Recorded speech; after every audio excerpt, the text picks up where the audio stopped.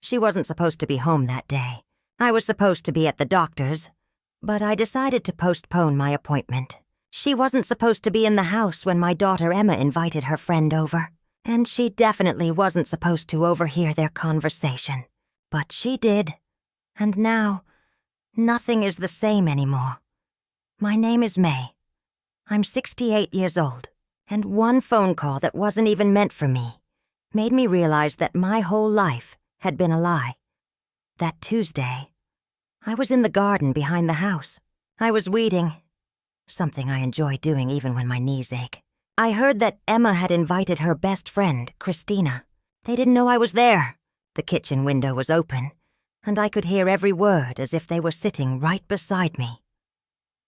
Emma said, "Mom is always there for us. Money is never a problem for her. She knows we'll pay her back when we're in a better position." I stopped weeding.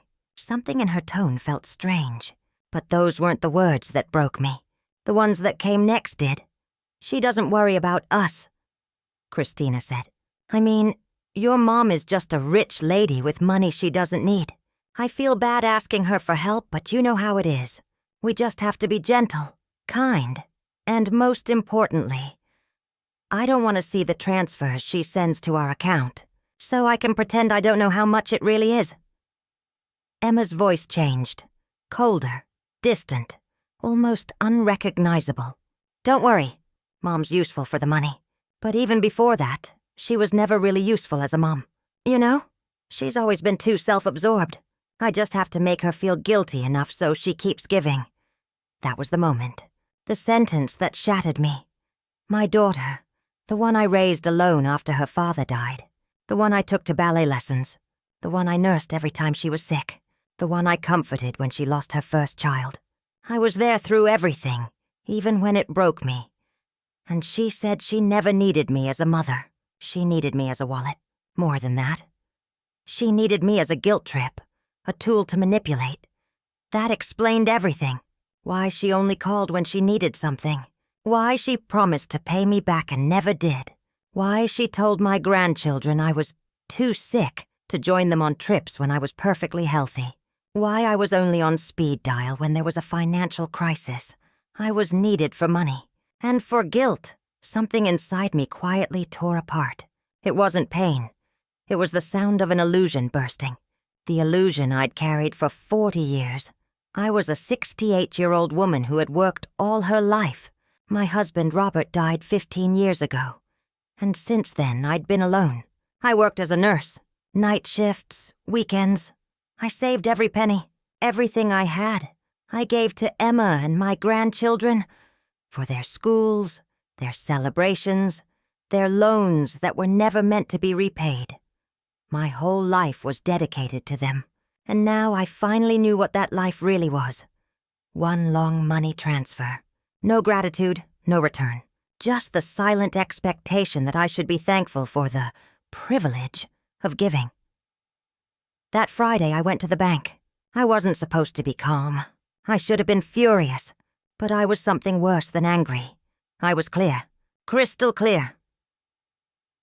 I told the banker I wanted to see every record of every transfer I had ever made to my daughter. I wanted the numbers in black and white. I wanted pride replaced by arithmetic. I wanted to see who I truly was. It was $47,000. $47,000. Not just an amount, a confession. That was my pension, my savings, my future.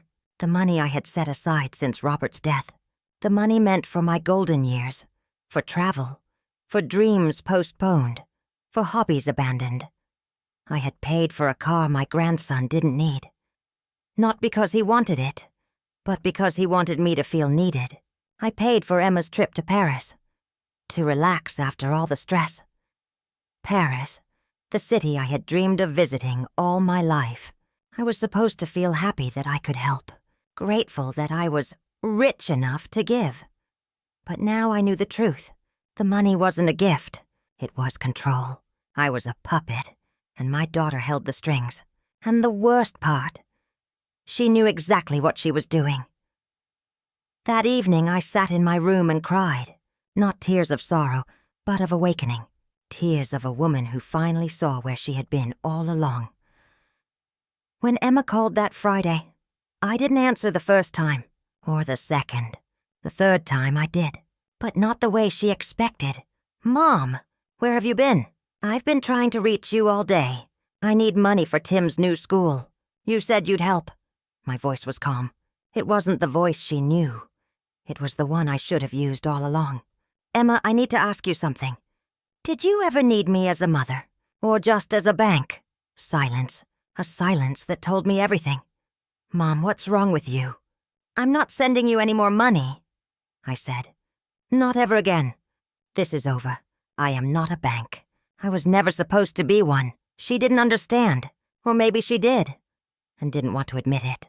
She called her lawyer, told him I was losing my mind, that I was senile, that I needed help, because when a 68-year-old woman stops giving money, suddenly she's sick. Strange math. She played her part well, but this time, I wasn't the audience. I was the author. I opened a new account at another bank, one Emma couldn't access. I told my closest friends what had happened. Maria, who'd gone through the same thing with her son, and Patricia, who had her own troubles with her children. I found a good lawyer, and most importantly, I started, slowly, painfully, to discover who I really was. I wasn't just a mother. I wasn't just a bank. I wasn't collateral damage in someone else's story.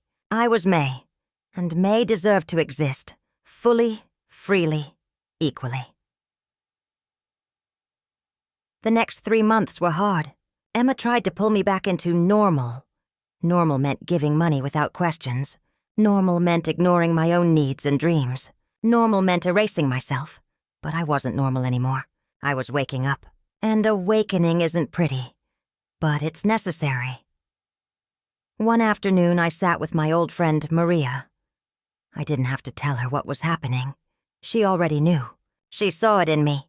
She said, "May, some of us have spent so long taking care of others that we've forgotten how to take care of ourselves. That's not love. That's self-betrayal disguised as duty." She was right, and I knew the path ahead would be hard. But it would be clear. When Emma asked me to come to her lawyer's office, I said no. Sometimes no is the most powerful word you can say. I needed to hear it, my own no, for my own sake. Eventually, Emma began to understand, Vara. Or at least, I think she did. 2 months later, she called. Not for money, just to ask how I was. She said she missed my company. She didn't say she missed my money. She said she missed me. It was a small step, a humble step. But it was the first step toward real love. Love without a price tag. Now, 3 years later, my relationship with Emma is better than ever. Though not the same. And that's not a bad thing. It's the best thing. Because before it was built on lies. Now it's built on truth. On respect. On self-respect. I'm 71 now. And finally, after everything, I can say I'm at peace with myself. That's the only thing worth buying. Whatever happens with my daughter, my grandchildren, or my money, I am my own person. And that's all I need. If you liked my story, subscribe to the channel.